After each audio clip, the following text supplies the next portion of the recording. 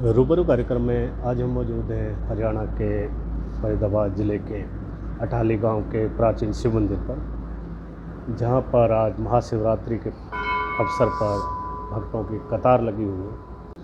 हमारे साथ मौजूद हैं भीम भारद्वाज, जो कि अटाली निवासी हैं, जिन्होंने अभी 12 ज्योतिर्लिंग की पैदल यात्रा की है। आइए उन्हें जानते हैं उनको ये प्रेरणा कहाँ से मिली। भीम भारद्वाज जी, रूबरू कार्यक्रम में आपका स्वागत है। जय भोले की जय भोले। जय शंकर। जय शंकर। ये जो आपने 12 ज्योतिर्लिंग की इतनी कठिन यात्रा की है, संपूर्ण की है, ये प्रेरणा कहाँ से मिली?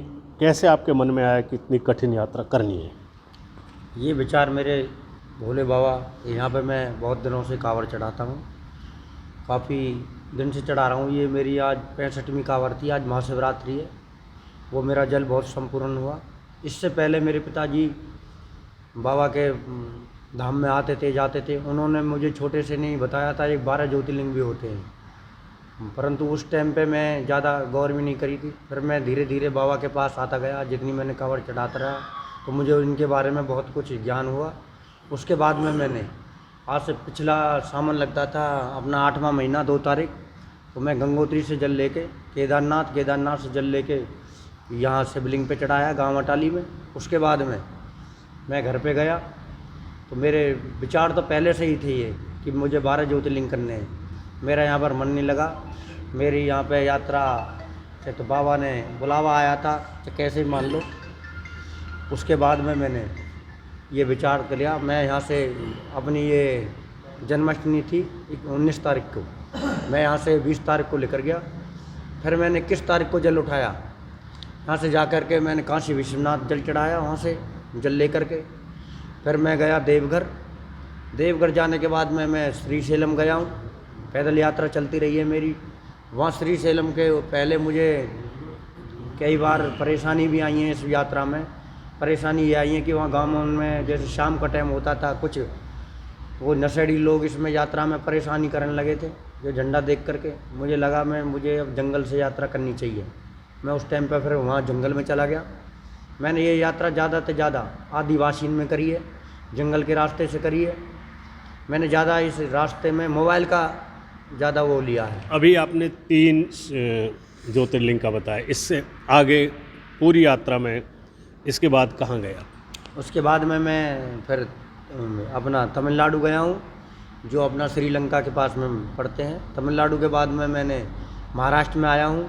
महाराष्ट्र में अपने बाबा हैं, ये अपना भीमा शंकर, धर्मेश्वर तीनों बाबा के दर्शन करे हैं। इनके बीच में हमें गिफ्ट में साईं बाबा के दर्शन हुए हैं पैदल यात्रा में ही। उसके बाद में मैं गुजरात पहुँचा हूँ। गुजरात में अपने सोमनाथ बाबा हैं, नागेश्वर बाबा हैं, वहाँ 2 बाबा हैं। 2 बाबा के दर्शन करके वहाँ हमें फिर गिफ्ट में द्वारका जी मिली है। द्वारका जी के दर्शन करने के बाद में हमने 4 धाम कर लिए पैदल यात्रा में।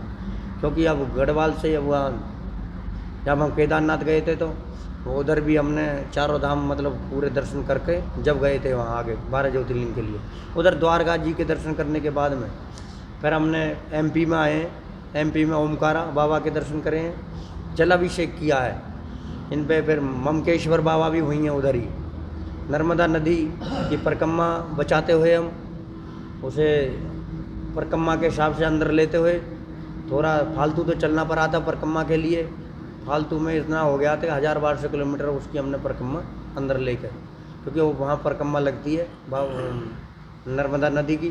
फिर हमने उनकी परिक्रमा देके जब महाकालेश्वर पे जलाभिषेक करके 12 ज्योतिर्लिंग वहाँ मेरे पूरे हो गए। फिर विचार आ गया बाबा के क्यों नहीं मेहंदीपुर बाबा के दर्शन करे जाएं। फिर मैं मेहंदीपुर गया हूँ। मेहंदीपुर जाने के बाद में फिर मैं अटाली आया हूँ।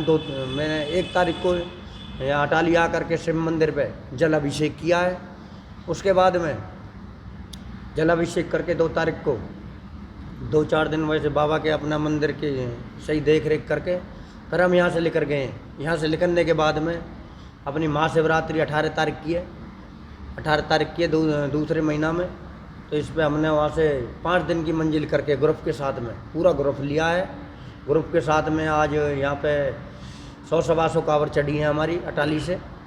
जो ग्रुप मेरे साथ में गए थे उसमें 30 आदमी थे, गाड़ी साथ में ले गए थे, सारा भंडारा ले गए थे। और भी भक्तों के लिए कुछ जो भी हम पे प्रसाद बना बाबा की दया से सब भक्तों के प्रसाद खिलाते हुए आए। फिर आकर के आज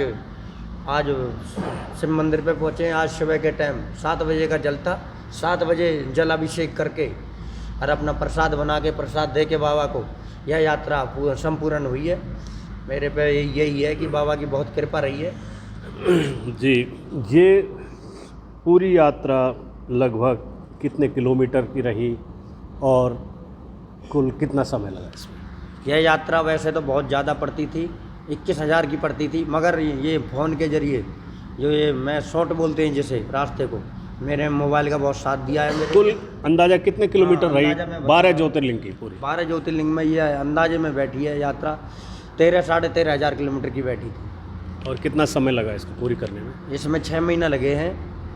पूरा मैं सावन में चला था, ये फागन की शिवरात्रि को आज संपूर्ण हुई है। ये यात्रा मेरी 6 महीना के अंदर मेरी यात्रा संपूर्ण हुई है। बोले शंकर भगवान की जय। तो आप भक्तों को कहें या क्या आशीर्वाद देंगे अपनी आने वाली पीढ़ी को? ये हमारी आने वाली जो पीढ़ी है, ये हमारी पहले भी बहुतों ने ये यात्रा करी है। मैं यही सोच के ये यात्रा करी है मैंने, जो भी हमारी आने वाली पीढ़ी है, ये हमारी संस्कृति थोड़ी कम होती जा रही है। वैसे तो बहुत भक्त लोग मिले हैं इसमें, मगर हमारे क्षेत्र से बहुत कम जाते हैं इस यात्रा में। तो पहले मैं सोचता हूँ कि 12 ज्योतिर्लिंग की यात्रा के बारे में हमारे गांव में कोई बड़ा बूढ़ा लगा लो, कोई जो ज़्यादा मंदिर पे आते हैं उन्हों को पता थी। आज हमारे गांव में, हमारे क्षेत्र में सब बच्चे इनको, सब माताओं को, सब बहनों को सब पता ये लग गया है कि मतलब 12 ज्योतिर्लिंग कहाँ कहाँ पे होते हैं। इस यात्रा से, मेरी यात्रा से, कुछ पैदल यात्रा से कुछ बंदे इनको कुछ ऐसा भी लगा भाई यात्रा कुछ ज़्यादा दूर नहीं है। जब हमारे पंडित जी है भीम भारद्वाज जी ये यात्रा करके आए हैं तो हम भी इसमें यात्रा में शामिल होंगे। वो गार्डियन से भी अब उनकी इच्छा कर रही है, मेरे से पूछते हैं बार बार भैया कहाँ कहाँ गए थे, तो उन्होंने भी कुछ ने टिकट बुक करवा दी है, कुछ और भी जाने की प्रेरणा कर रहे हैं। मैं ये सोचता हूँ कि जो मेरे बच्चे हैं, छोटे छोटे बच्चे हैं, उनको भी ये पता लग गया कि 12 ज्योतिर्लिंग क्या होता है। और आगे ये भविष्य में ये बनी रहेगी, हमारी यात्रा चलती रहेंगी बाबा जब तक बुलाएगा। और ये ज़्यादा से ज़्यादा आस्था की ओर हमारे यही है कि हमारी तो यही इच्छा है, बाबा के पास में आओ। ये बहुत बढ़िया हमारी ये जो हमारा ये मंदिर है, सिद्धपीठ है, ये यहाँ पर पाताली पिंडी है। हर एक की मनोकामना ज़्यादा से ज़्यादा जो भी आज तक देखा है इतनी उम्र में, बाबा ने हर एक भक्त की इच्छा पूरी की है। और मैं तो यही कहूँगा ज़्यादा से ज़्यादा जो बाबा के पास में आए और अपनी इच्छा पूर्ण करें। बोलो शंकर भगवान, बोलो शंकर भगवान की जय। भीम भारद्वाज जी, हमारा एक और सवाल, इतनी लंबी यात्रा, इसमें किन किन कठिनाइयों का आपको सामना करना पड़ा? इस यात्रा में मेरे साथ में बढ़िया भी जगह आई हैं। थोड़ी परेशानी तो यात्रा की थी ये, क्योंकि मेरे को भी इतना नहीं था कि इतनी परेशानी आ जाएंगी मेरे, पर बाबा की बड़ी मेहर रही मेरे पे। ये बहुत परेशानी आई, जैसे कि एक बार मैं जंगल में चल रहा था, जंगल में चल रहे इतना अपना चलते चलते मुझे 15 दिन हो गए थे। जैसा भी मुझे आदिवासी को कुछ खाना देते थे, कुछ जंगल में मैं ऐसा लेकर गया जहाँ मेरी, कहाँ की बात है ये अपने श्री सेलम से पहले की बात है।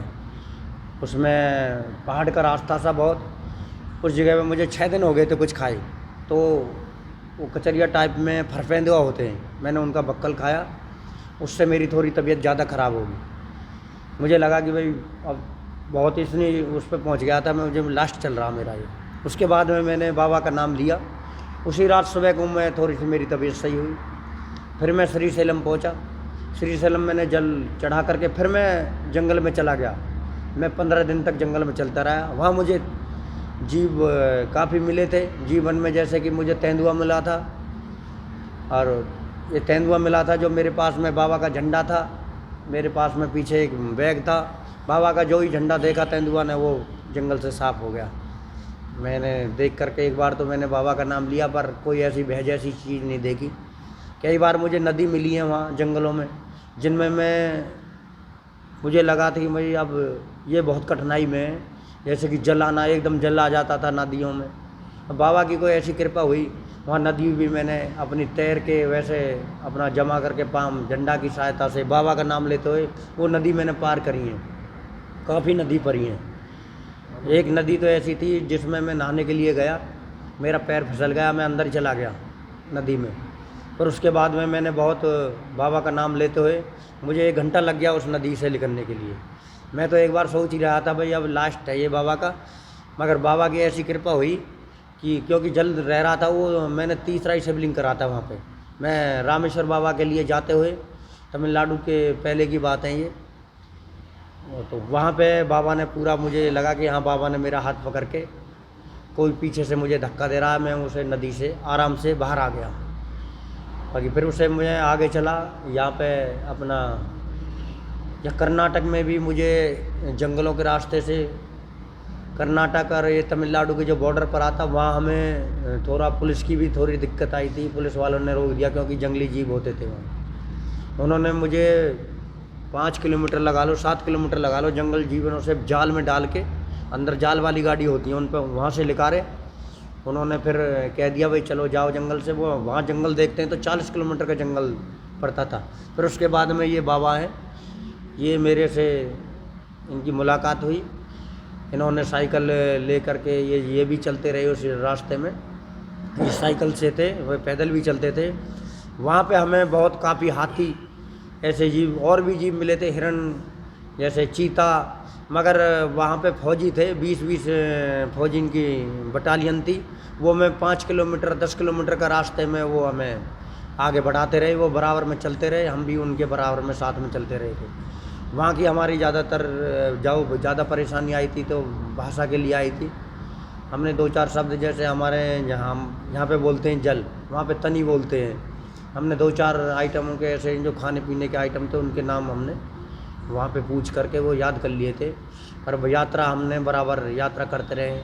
काफ़ी बार हम इसमें जैसे जंगल में लेट रहे हैं तो रात को लगा कि बाबा प्रसाद लेके आया है, कोई बंदा आता है तो प्रसाद दे के चला जाता है, वो बोलता भैया प्रसाद खा लो, कोई दिक्कत नहीं है कैसी भी। वो आदिवासी होते थे ज़्यादातर, क्योंकि हमारी समझ में नहीं आती थी उनकी भाषा। बाबा की कृपा से जो भी परेशानी आई सब कटती रही और यात्रा बराबर चलती रही। बोलो शंकर भगवान की, बोलो शंकर भगवान की जय। बहुत बहुत धन्यवाद भीम भारद्वाज जी आपका। कैमरामैन रोनी के साथ वीपी शर्मा, INS न्यूज़। आपने जाने भीम भारद्वाज जी के विचार, उनके अनुभव 12 ज्योतिर्लिंग की पैदल यात्रा के। हम भी आपके दृढ़ निश्चय, आपकी मेहनत और भोलेनाथ जी के प्रति आपकी श्रद्धा को नमन करते हैं। कैमरामैन दीपक के साथ वीपी शर्मा, INS न्यूज़।